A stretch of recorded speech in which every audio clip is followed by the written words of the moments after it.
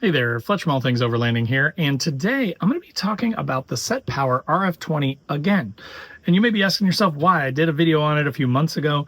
Great little fridge, very budget price, like 160 bucks. So it's a very cheap fridge if you don't need a ton of capacity. But they made some really cool upgrades, including a taller lid, a different way to keep the fridge even cooler without sucking more battery power. So I wanted to show you these upgrades on this thing and also talk about why I'm now going to be running this in my new camper build. So if you want to learn more about the SetPower RF20 upgrades, as well as why I'm choosing it for my camper build, stay tuned.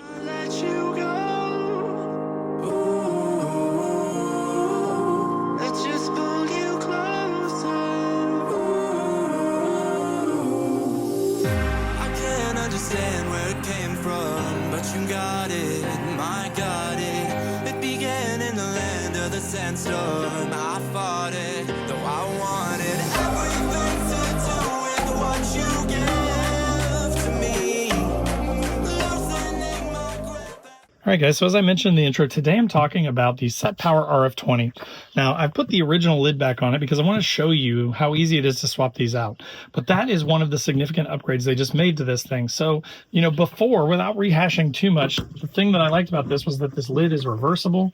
So if you need it to open on the other side, you know, you can really quickly swap it around. So if you are putting this on the driver's side or the passenger side of your camper, wherever you're putting it, you can make this thing work for whichever setup you want. Well, one of the things that they took advantage of with this is they said, hey, look, we know that this thing's only 20 liters and maybe doesn't give you as much space as you would like. So one way we're going to improve that is we're going to take this lid off because they're so easy to swap. And then they're also replacing their original ice pack. So they had this divider that would go down in the middle here so that you could separate stuff within your refrigerator. But once you did that, you lose a significant amount of the capacity of the fridge because this thing takes up a fair amount of room. But obviously you fill this with water, freeze it, and then when you put that in here, it just reduces the load on the compressor. But it also ate up a significant amount of the space. So now you can remove that, open up everything in the center here.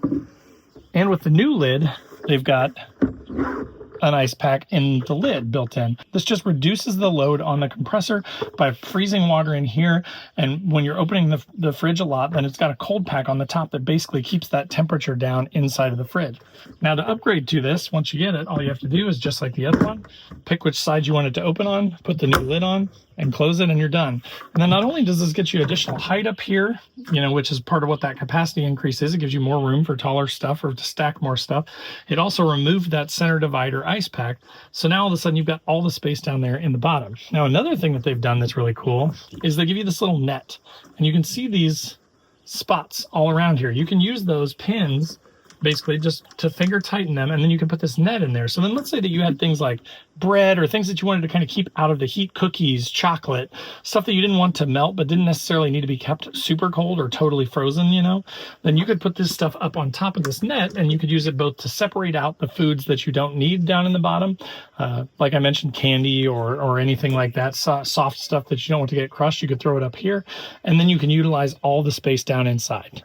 So just to give you kind of a little bit more of a top-down view here, you can see how much space there is. Once you put this in here, it does take up quite a bit of space in the middle. Now, the other big benefit to this, though, is that it's flexible. So for a $160-ish fridge, for a very inexpensive fridge, if you want to run it at a smaller capacity, if you're like me and you go solo a lot and you just need some space for some drinks and maybe a couple hot dogs or hamburgers and that sort of thing, then you could keep the normal lid on this, and you could keep this divider in here, and you could just run it the way that it is. Now, if you need to expand your capacity because you're going out of town and your family's going with you or something, you could pull out that center divider, swap to this lid, throw your soft goods up here in the net, freeze this and put it in there to expand the overall coldness of the fridge. And to do that, you just turn this thing, pop it out. So super, super easy. Fill that with water, freeze it, pop it back on, twist that thing, and it's locked in place.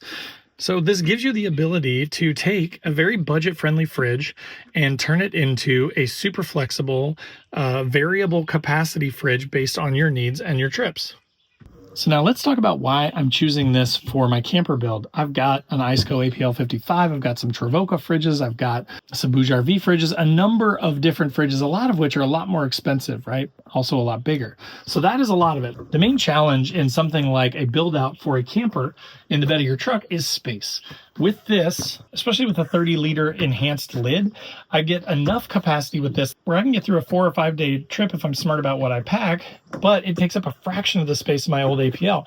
This also weighs way less. So I'm reducing my overall weight. I'm reducing my footprint. I'm still getting most of the capacity that I needed. And another thing is, this thing is so inexpensive that if anything ever happens to it, if it ever stops working in 5 years or something, I'm not terribly worried about it. Whereas with a fridge that costs $500, $700, $1,000, that just doesn't really fit my budget ethos, right? So I feel good about this fridge for the money. I've had several SetPower fridges. I have buddies that run SetPower fridges. They've had really good luck with them.